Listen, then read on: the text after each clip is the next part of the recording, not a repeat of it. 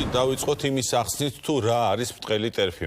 ადამიანი ითვლება ბრტყელ ტერფიანად, როდესაც მის ტერფზე თაღები გამოკვეთილი არ არის და როდესაც ის ფეხზე დგას, მისი ფეხის გული მთლიანად ეხება იატაკის ზედაპირს. ეს შეგიძლიათ ფოტოზეც თვალნათლივ დაინახოთ. აქ არის ორი ვარიანტი წარმოდგენილი, ერთი არის ნორმალური ანატომია, როდესაც თაღი გამოკვეთილია, კარგად ჩანს და მეორე, როდესაც არის ბრტყელი ტერფი და როდესაც ტერფის მთელი ზედაპირი ეხება იატაკის ზედაპირს. საერთოდ ადამიანის ტერფი შედგება ბევრი პატარა ძვლისაგან, რომელიც ერთმანეთთან დაკავშირებული არის სახსრებით. ეს სახსროვანი, მყესოვანი, კუნთოვანი აპარატი წარმოადგენს ერთგვარ საყრდენს, რომელიც დაჭიმულობის ხარჯზე ქმნის ტერფის რკალს, თაღს. ანუ იმ შემაღლებულ ადგილს და მორკალურ ნაწილს, რომელიც ტერფის შიგნითა მხარეს გვაქვს მოთავსებული.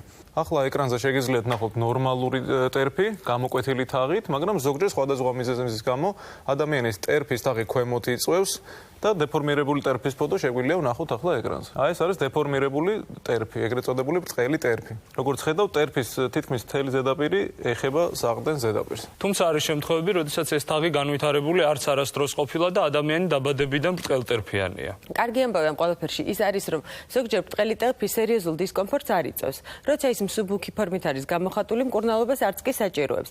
მაგრამ არის შემთხვევები, როდესაც ბრტყელი ტერფის გამო ადამიანს ფეხები ეღლება, ტკივდება და სიარულიც კი უძნელდება. სხვადასხვა ბრტყელი ტერფი ხშირად თანდაყოლილია და არ ვიცით თუ რა არის ბრტყელი ტერფის განვითარების მიზეზი. ადამიანი საერთოდ იბადება ბრტყელი ტერფით, ეს არ არის პათოლოგია, გარკვეულ ასაკამდე სანამ ტერფი ჩამოყალიბდება, ის შეიძლება ბრტყელი იყოს, თუმცა თუ მშობელი ამჩნევს, რომ ბავშვის ტერფი ბრტყელია, მაინც სასურველია, რომ აჩვენოს ექიმს. დარწმუნებული ვარ, მაყურებელს საინტერესებს რა იწვევს ბრტყელი ტერფის განვითარებას უკვე უფროსი ასაკის ადამიანებში. მე ახლა ჩამოგითვლით 6 ძირითად მიზეზს, რამაც შესაძლოა ბრტყელი ტერფის განვითარების რისკი გაზარდოს. მოკლედ, აქ მაქვს ფერადი ფურცლები, დავიწყოთ პირველიდან. პირველი, ეს არის სიმსუქნე, ანუ ჭარბი წონა. მეორე ეს არის ტერფის ან კოჭის ტრავმა. მესამე ეს არის რევმატოიდული ართრიტი, ანუ დაავადება, საკმაოდ მძიმე სამწუხაროდ. მეოთხე ეს არის ასაკი, რაც უფრო ასაკში ადამიანი, მით უფრო მეტია შანსი, რომ ბრტყელი ტერფი განვითარდეს და ჩამოყალიბდეს, ანუ ტერფის დეფორმაცია განვითარდეს. ასევე რისკის ჯგუფში არიან ის პაციენტები, ვისაც აქვთ დიაბეტი, ეს მეხუთე და ორსულებიც თურმე არიან ამ რისკის ჯგუფში, ეს მეექვსე.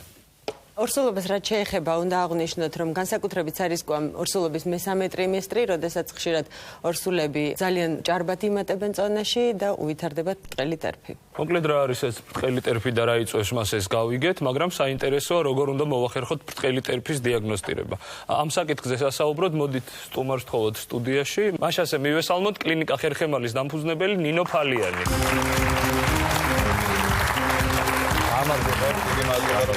მოგვიდეთ ჩვენთან სტუდიაში. ბახმაროს წყალს შემოგთავაზებ ტრადიციულად. თუ შეიძლება პირველ რიგში გითხარით, რამდენად არის გავრცელებული ბრტყელტერფიანობა საქართველოში? საკმაოდ გავრცელებულია, შეიძლება ითქვას, რომ უფრო მეტად ვიდრე ევროპის სხვა ქვეყნებში, სამწუხაროდ. თქვენ სწორად აღნიშნეთ, 3 წლის ასაკამდე ტერფი მთლიანად დევს ზედაპირზე. თაღები არ აღინიშნება. ხოლო 3 წლის ასაკიდან უკვე იწყება თაღების ჩამოყალიბება. ამ შემთხვევაში ძალიან დიდი მნიშვნელობა აქვს, ხომ არ არის კოჭწვევის ჰიპერპრონაცია, ანუ შიგნით შებრუნებული კოჭწვევი, რაც ხელს უშლის თაღების ჩამოყალიბებას. ამიტომ ჩვენთან მაინც და მაინც განვითარებული სტატისტიკა ადრე მესმის რატომაც ხდება საბჭოთა კავშირის დროს ბრტყელტერფიანები ჯარში არ მიყავდათ, ამიტომ მამაკაცების ნახევარზე მეტი ბრტყელტერფიანი იყო ოფიციალურ საბუთებში, მაგრამ სინამდვილეში რა არის მიზეზი? მიზეზი ძალიან ბევრია.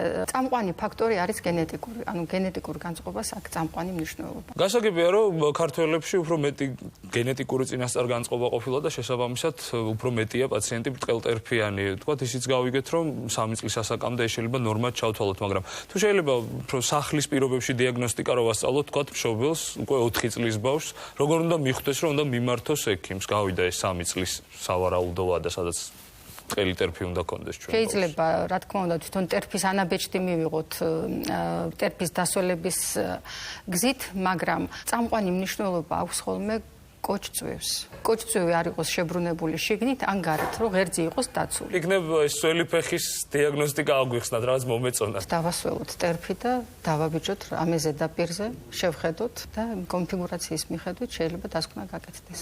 ჩვენ აგერეთ სტუდიის მეორე მხარე შეგვიძლია გავაკეთოთ ეს ყველაფერი და ვასწავლოთ ჩვენს მაყურებელს, როგორ შეიძლება თვითონ ჩაიტარონ დიაგნოსტიკა, ასევე პლანტოსკოპია შეგვიძლია გავაკეთოთ, ეს უკვე პროფესიონალურ დონეზე. ამისთვის ერთი მოხალისე დაგჭირდება დარბაზიდან. აბა ვის გინდათ გაიგოთ როგორი ტერფები გაქვთ. აი მშვენიერი გოგონა არის, მოდი გადმოინაცვლოთ ჩვენთან დარბაზში. რეკლამის შემდეგ ექიმებში გაიგებთ. გემუქრება თუ არა ბრტყელტერფიანობა.